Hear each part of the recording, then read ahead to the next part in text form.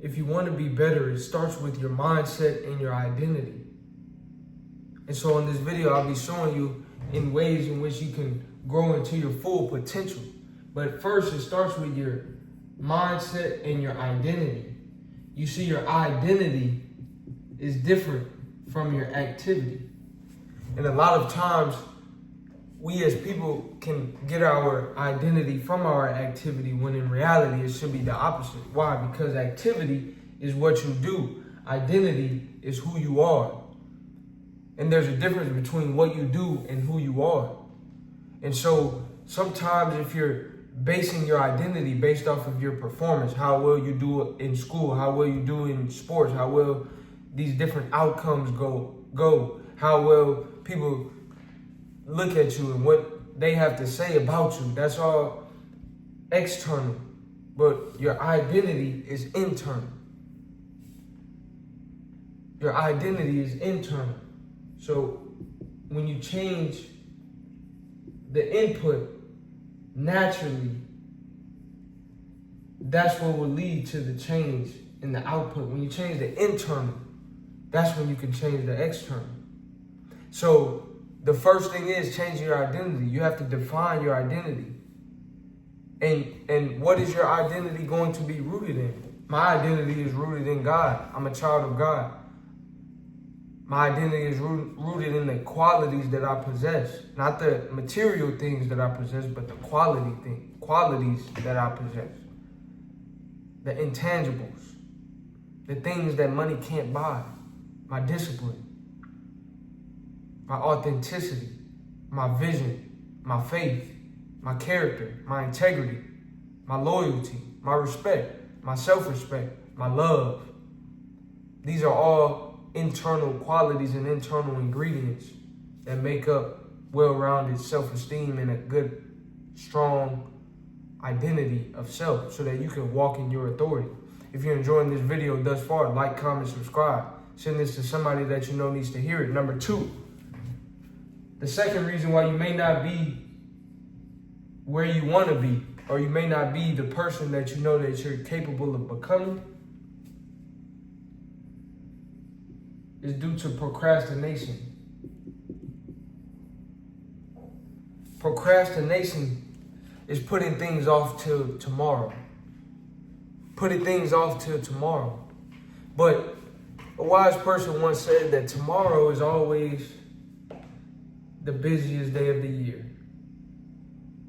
Tomorrow is the busiest day of the year. So it makes sense to get things done today, if possible. Don't put it off till tomorrow, because tomorrow is the busiest day of the year. And we don't know what tomorrow will bring. But what we do know is that God woke us up today. So let's make the most of our today. The past is gone. The future never comes, but the present is a gift. Let's make good use of the gift. One way to not procrastinate is to develop good habits, right? So the third thing is, reason why you may not be where you want to be is because you have bad habits, and you could be in the habit of procrastinating. Now, how do you change this? The first thing is you have to understand time of day, and then you also have to understand your personal distractions. What are your personal distractions?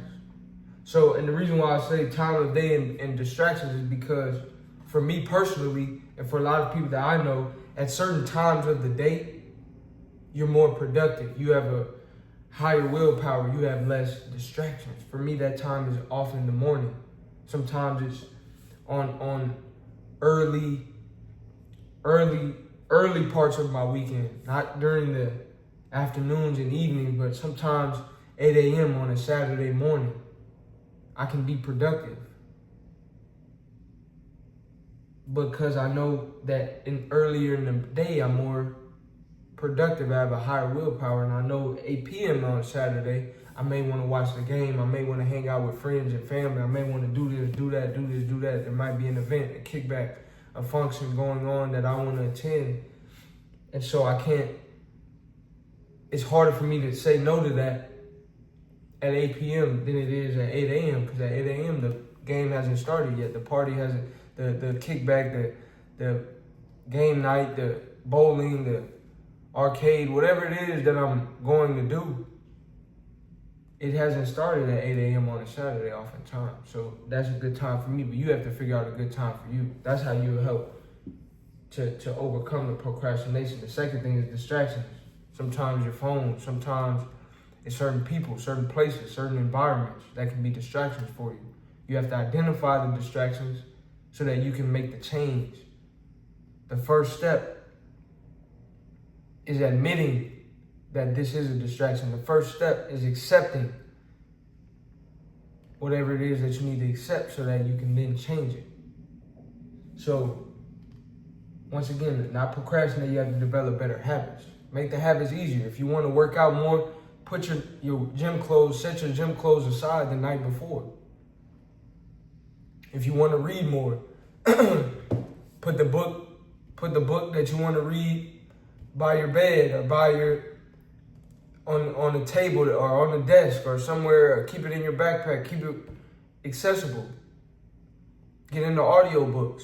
If you know you like to be on your phone, instead of listening to music sometime, maybe you could listen to an audiobook. Now you're reading and you're using your phone for good. So there are a lot of different ways, but you just want to start by building the habits. And you don't have to be perfect. You don't have to have everything figured out when you start. Just start. Number 4, I alluded to it a little bit earlier, but the wrong crowd. Birds of a feather flock together. You can't soar with the eagles if you're hanging with the chickens. If you have a winning mentality, you shouldn't be hanging around people with a losing mentality. Not to say that you will never take a loss. Not to say that winners never lose or losers never win. But a winning mentality, regardless of whether you win or lose, is important to have. And if you want to maintain and sustain and continue along that path, it doesn't make sense to hang around people that are not like-minded. So that's important. Make sure you're around the right crowd, the right group of people. Some people are jealous. Some people are envious. Some people are haters. Some people are in secret competition with you. Some people don't believe in themselves. They have put limitations on themselves. They have given up on their dreams and their goals. So as you're sharing yours, they discourage you from pursuing what it is that you desire to pursue because they didn't have the courage. They didn't have the persistence. They didn't have the perseverance to continue pursuing their own dreams. So now they project their beliefs, their thoughts onto you. We can't have that. So it's important to refrain from associating with those type of people. And number 5, discipline. Discipline is doing what you need to do even when you don't feel like it. Discipline, I would describe as a muscle or a skill that can be developed and improved upon. Check out my channel for more videos on how to be more disciplined. I have several. But I would say this, discipline is a muscle, it's a skill, it can't be trained. Start small. Start small. Start by making a small commitment today that you may not feel like doing it, but do it anyways. If you want to read, you don't have to read the whole book today. Start with 1 page. You don't have to do a marathon today. Start with 1 step. You want to start being more fit and working out more. Just 5 minutes a day is a start. It's better than nothing. Once again, you don't have to have it all figured out at the beginning. Just start. If you enjoyed this video, like, comment, subscribe, send this to somebody that you know needs to hear it, and check out my channel for more.